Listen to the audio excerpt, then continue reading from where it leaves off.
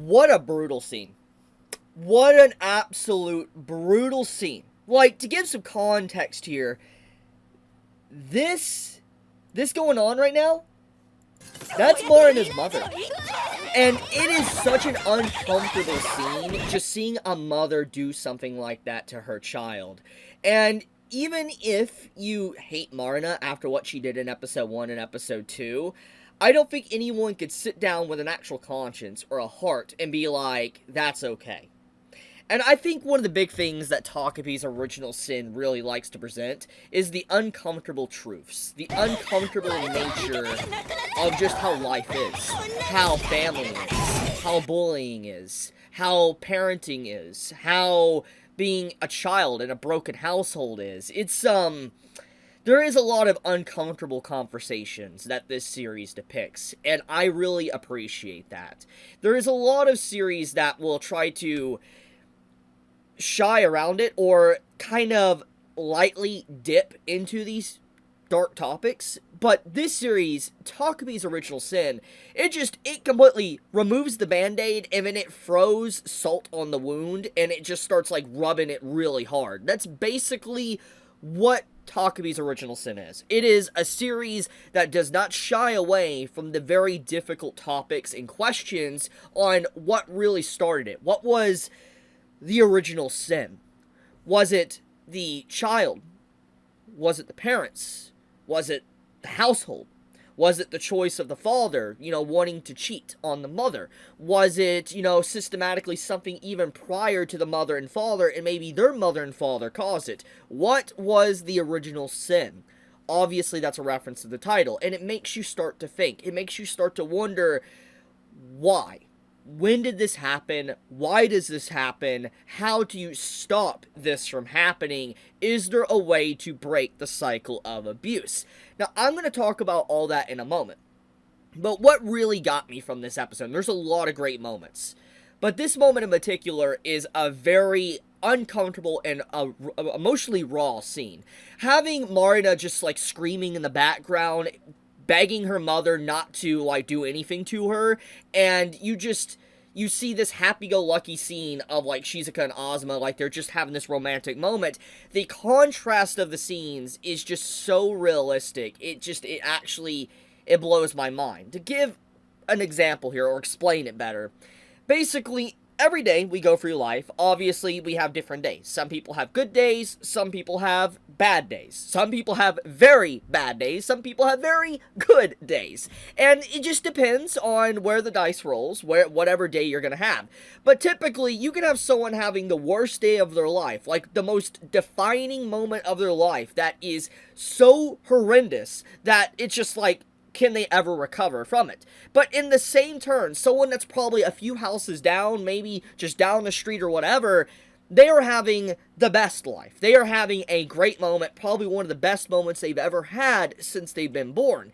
And showcasing that depiction of two different individuals and how the difference is between someone's good day and bad day is just really great writing and really great showcasing of visuals, by the way. And one thing I want to point out about this, actually, that really elevates the original source, this is what the manga had.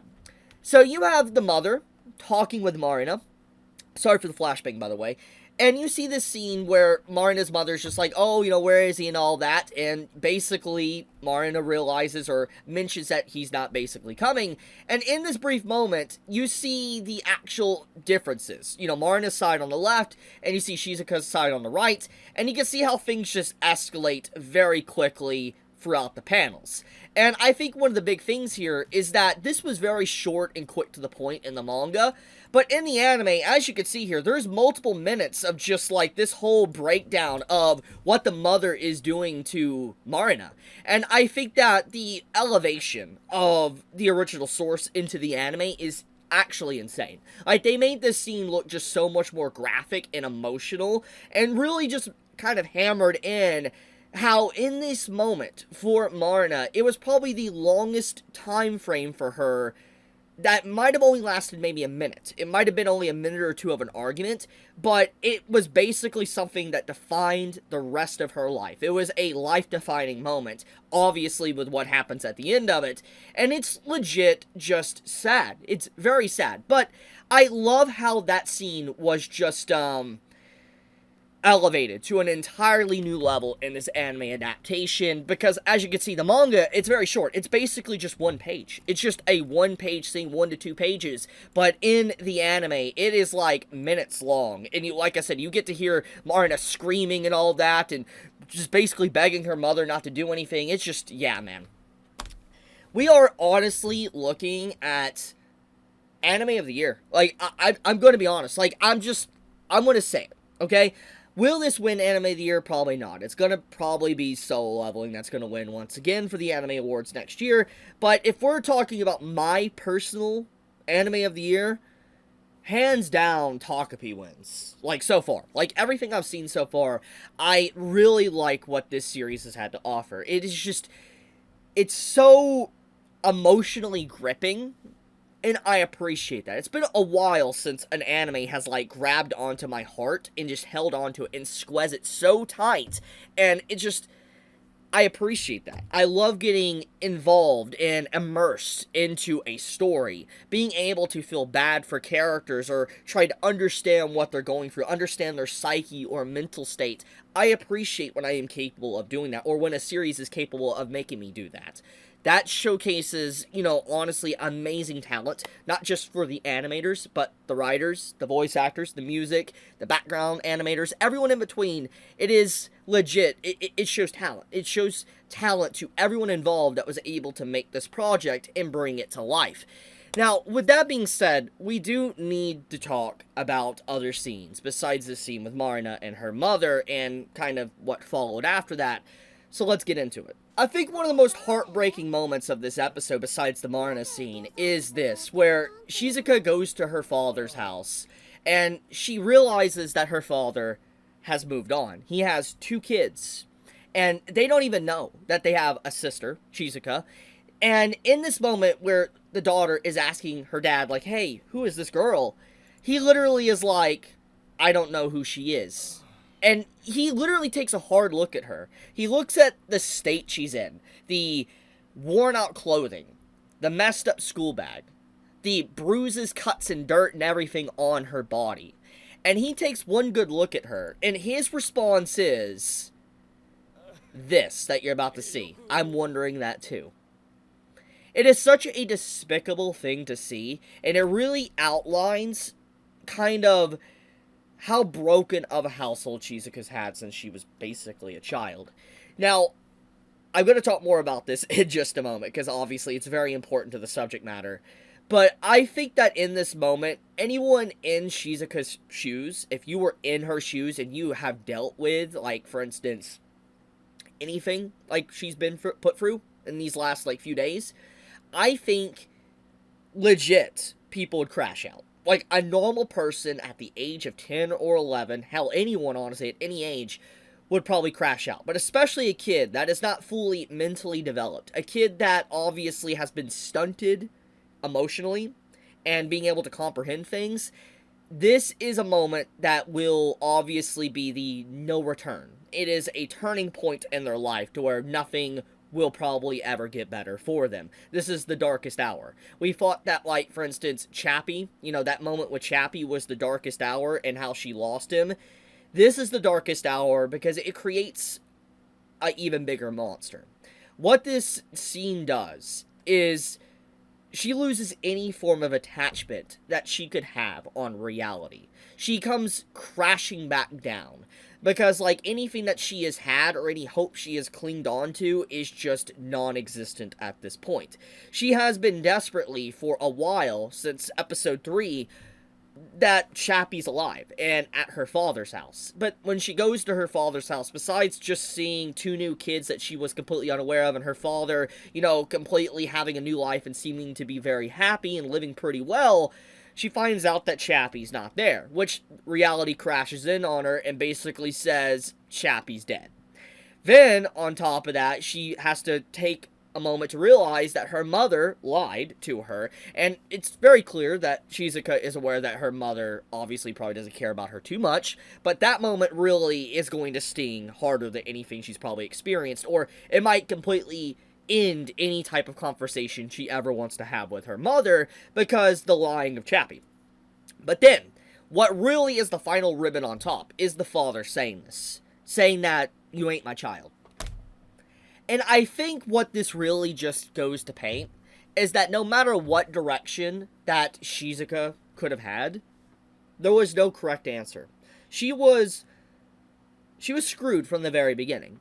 Now, this is very important because I don't want to sound like a hypocrite, but even though her environment is very terrible, even though it's very obvious that Shizuka is in a state that anyone would normally crash out, her actions of being a sociopath and a psychopath isn't okay.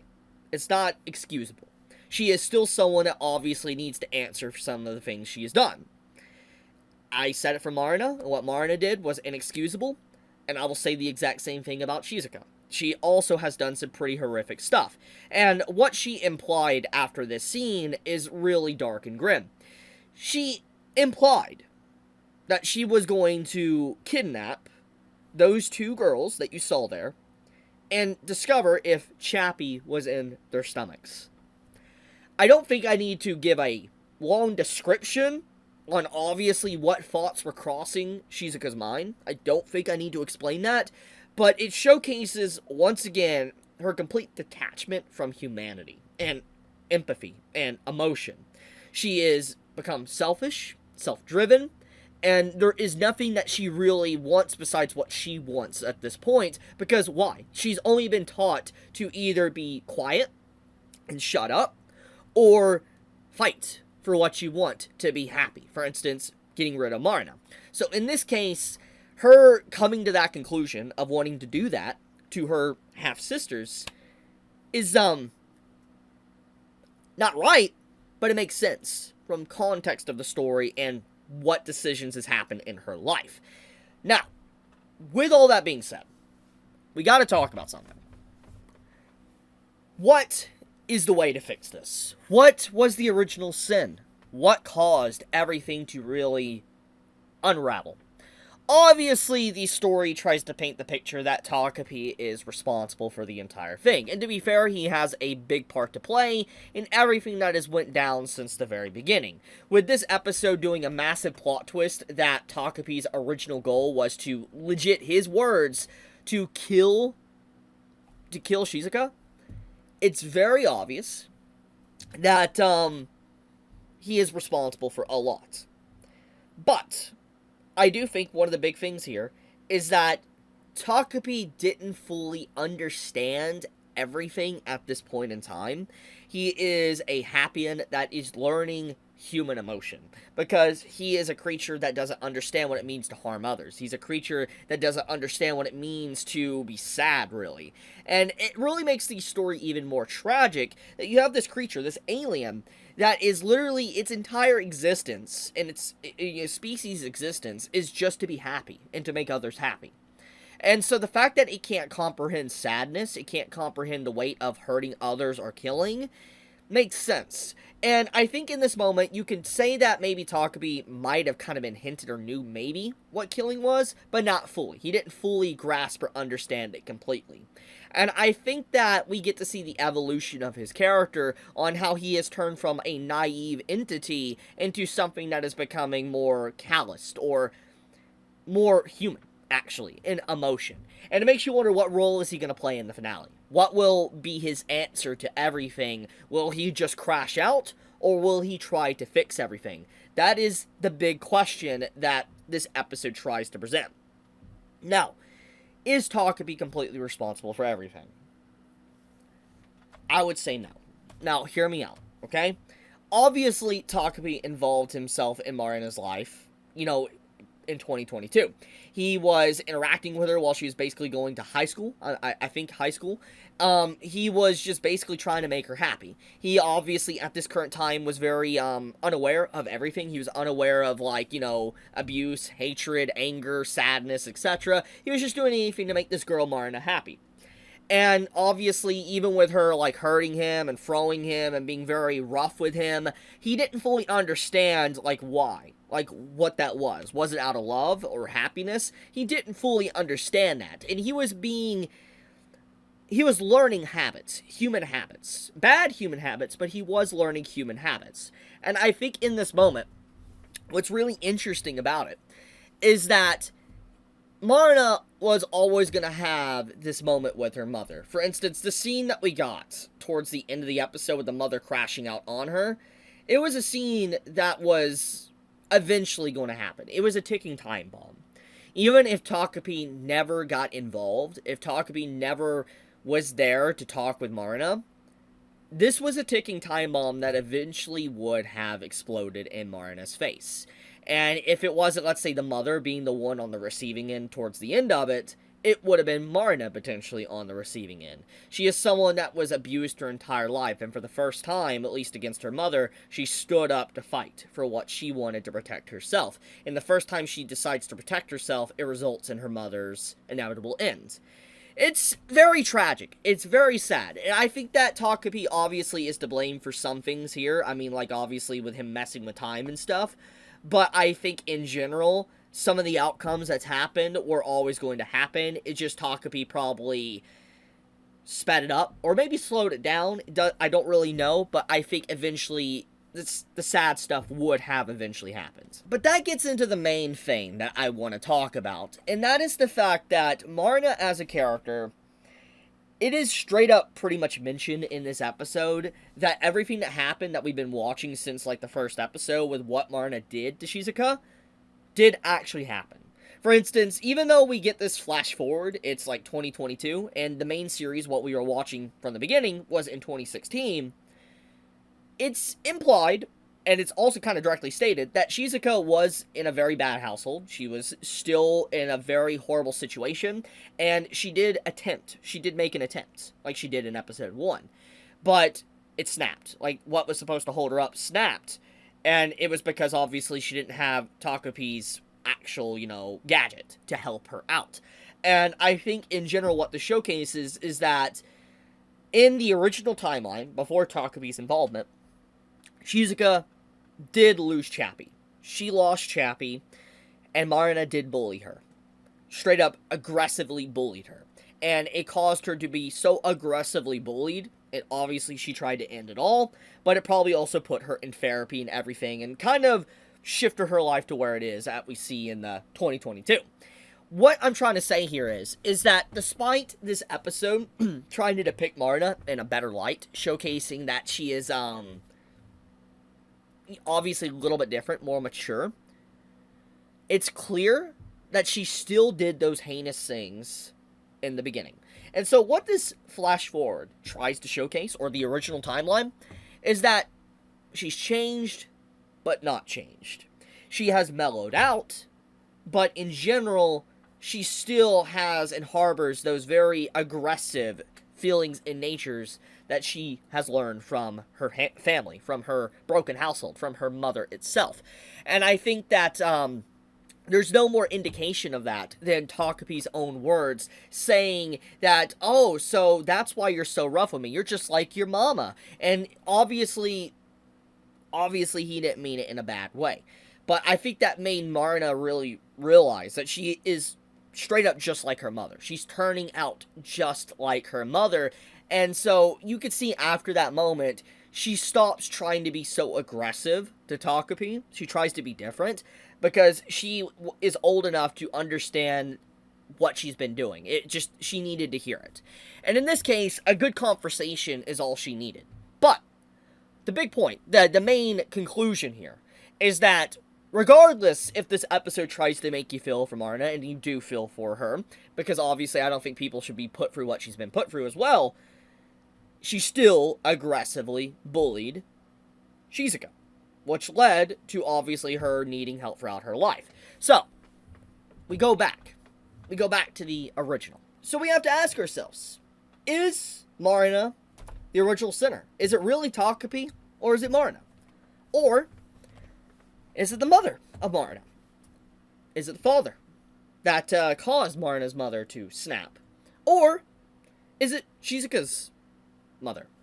Or is it their mother and father? One of the biggest takeaways, I think, though, that this series is definitely trying to present is, where did it start? What is the answer? And I think the series might not even have an answer for that. Because sometimes things are so difficult and so convoluted, so complicated, so dark and depressing, you can't always pinpoint the exact cause. You can very quickly kind of throw the blame on either the kid or the parents or a broken household, but sometimes issues, they extend way beyond that.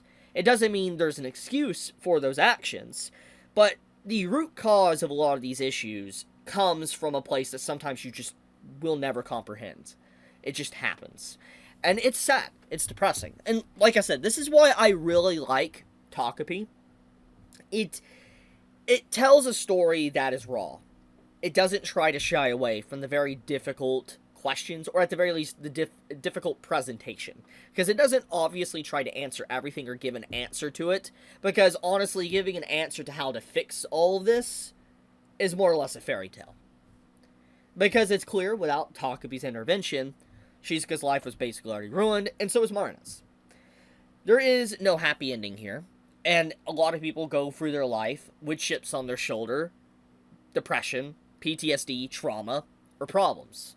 And there is never any root cause. It really comes down to how you carry yourself and how you try to go through life, if it gets any better or not. So, I don't know. What do you guys think? What do you think about the story of Takopi and episode 5? FYI, for those that, don't know, next week is the finale. The last episode. So, we'll see where that goes. We'll see how they expand upon the content or not. But I have kept you guys long enough. Thank you so much for watching. Be safe. Stay healthy. Chibi out.